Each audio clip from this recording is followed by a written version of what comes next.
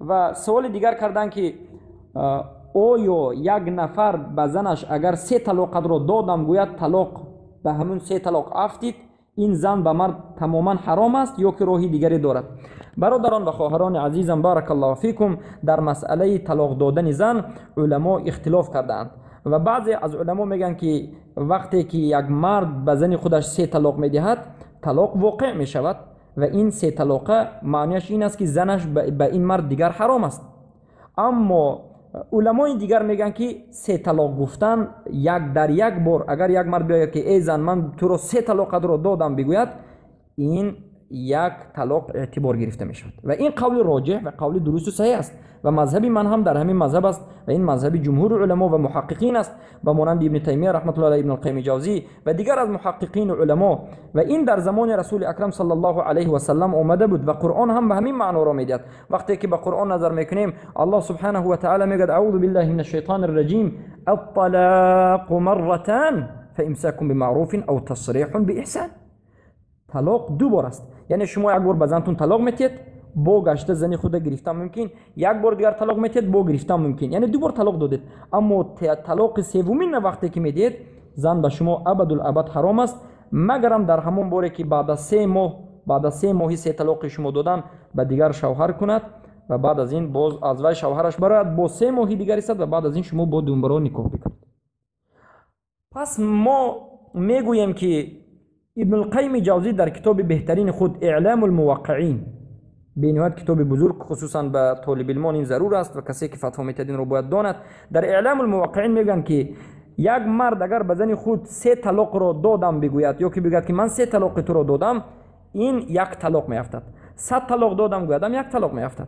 هر سخنی که میگه 100 طلاق، 3 طلاق، 10 طلاق، 50 طلاق، در همه حالت ما میگیم که 1 طلاق میافتد.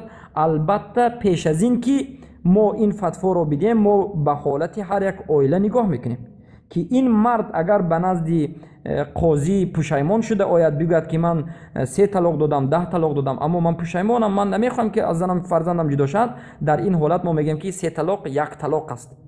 3 طلاق 1 طلاق اینوبت بگرفته میشه. 100 طلاق گفته باشم 1 طلاق میافتد.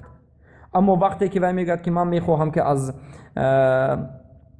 زن خود زودتر جدا شوم، ما میگیم که این در یک بار 3 طلاق دادن زن این طلاق بدعی هست. این چنین طلاق وجود نداشت. این گناه نباید زن را جواب بدهی و این گناهی عظیم است. طلاق دادن زن یک گناه است و باز با این راه طلاق دادن دومین گناه است. باید طلاق چگونه داده شود؟ 1 طلاق میدهید، میگید که زن من تو 1 طلاق دادم، 3 ماه می ایستید، بعد از 3 ماه باز 1 طلاق دیگر و 3 ماه دیگر میسید و بعد از 3 ماه باز 1 طلاق دیگر میدید، 3 طلاق میشود و بعد از این جواب میشود. و این حکمت الله سبحانه و تعالی است که شاید در درون 3 ماه شما توبه کنید و زن خود را باز دوباره به نزد خود بگیرید. بارک الله فیکم. پس مقصد ما این است که باید شما دانید که هر کسی که زن خود را با یک جمله گفته است که 3 طلاق دادم، این 1 طلاق حساب کرده می شود و در مدت 3 ماه بعد از این سخن را که مرد گفت، حالا 3 ماه نشده، در مدت 1 ماه، بعد از 2 ماه، بعد از 2 ماه 20 روز، 25 روز تا 3 ماه اگر به زنش تبسم کند، اگر زن خود را بوسه کند، اگر زن خود را گوید که بیا زندگی میکنیم گوید، یا که هر دوش خود به خود همراه شود زندگی کند، باز مثل پیشتر زندگی کند، این زن به شوهر خود به نکاح و به هیچ چیز دیگری باز میگردد.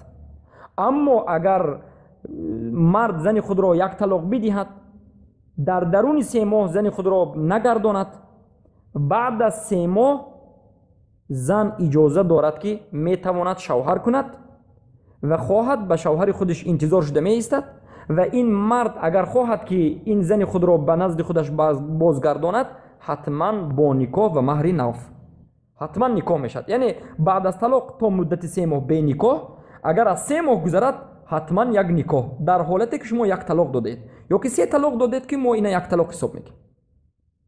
و اما در حالت غضب، در حالت عرق نوشیدن، در حالت دیوانگی مجنونی، در حالت مریضی، احساسات غضب شدید، ما طلاق رو طلاق حساب نمیکنیم. 1 طلاق رو هم 1 طلاق حساب نمیکنیم، 100 طلاق رو هم 1 طلاق حساب نمیکنیم، 3 طلاق رو هم 1 طلاق حساب نمیکنیم. چخلی که ابن القیم جوزی در کتاب اعلام الواقعین از ابن عباس رضی الله عنه روایت میبرن که لا طلاق فی الاغماق، طلاق نیست در حالتی که عقل پوشیده شده است. یعنی میگن عقل را چندین چیز میپوشاند. وقتی که کسی شراب می نوشد عقلش پوشیده است، مست می شود، دیوانه می شود و بعضی سخنهای میگوید که نمیفهمد. و در حالت که غضب انسان سخت میبرد عقلش پوشیده می شود.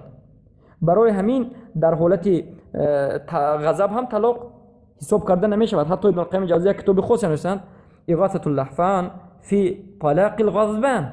اغاثة اللهفان فی طلاق الغضبان، یعنی در مسئله طلاق در حالت غضب داده شدم یک کتاب نوشتم. عموما در حالت غضب سخت هم طلاق بدهد این طلاقش از نظر شریعت اعتبار گرفته نمی شود، یعنی طلاق حتی یک طلاق هم حساب کرده نمی شود.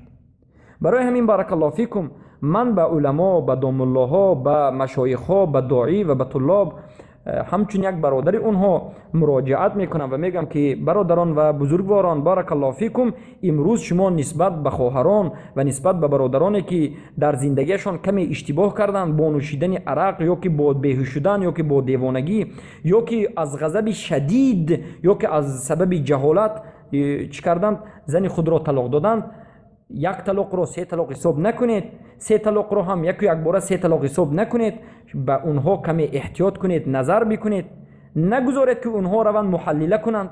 شما میگویید که 3 طلاق دادی، 3 طلاق شد، زن دیگه حرام است. اینا میرود زن خود را میگیرد، به خوجند میرود، به دوشنبه میرود، به تشکند میرود، به جای دیگر میرود، زن خود را به کسی دیگر نکاح میکناند، نه عده میدارد و نه چیزی دیگر. بعد از یک شب باز به خودش میگیرد نکاح میکند که نام این را محلل و تحلیل میگن.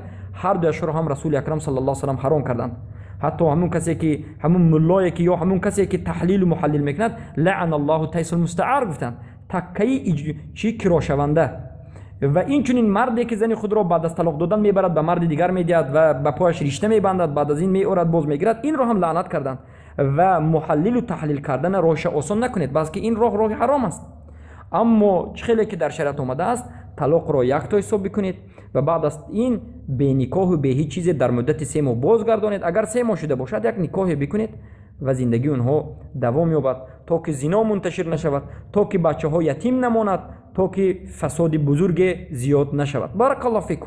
و این مسئله شرعی است، در قرآن و سنت آشکارا آمده است.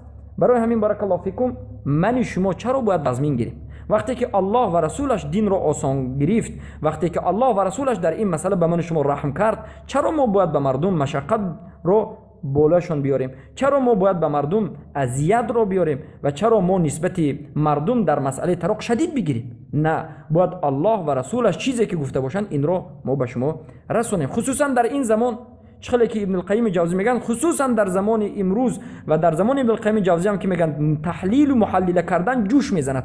جا نروید، حتی امروز طلاق داده باشید همین شب یک مرد دیگر نکاح میکند میگیرد، فردا با شما میگیرد. اعوذ بالله، این همه گناهی بینات بزرگ است. این رو حلال دونستن حتی بعضی علما میگن کفر است، این جایز نیست. چرا که بعد از طلاق 3 ماه باید عده بایستد، بعد از وی شوهر کند، بعد از وی 3 ماه دیگر است و شما بگیرید. اما راه خوبش این است که 3 طلاق رو 1 طلاق حساب میکنیم و بعد از این 100 طلاق باشد هم 1 طلاق حساب میکنیم و بعد از این عرق نوشیده اگر طلاق داده باشد، غضب در حالت غضب طلاق باشد، این طلاق رو اصلا حساب نمیکنیم و این ان شاء الله سبحانه و تعالی قول راجح و قول صحیح است. بارک الله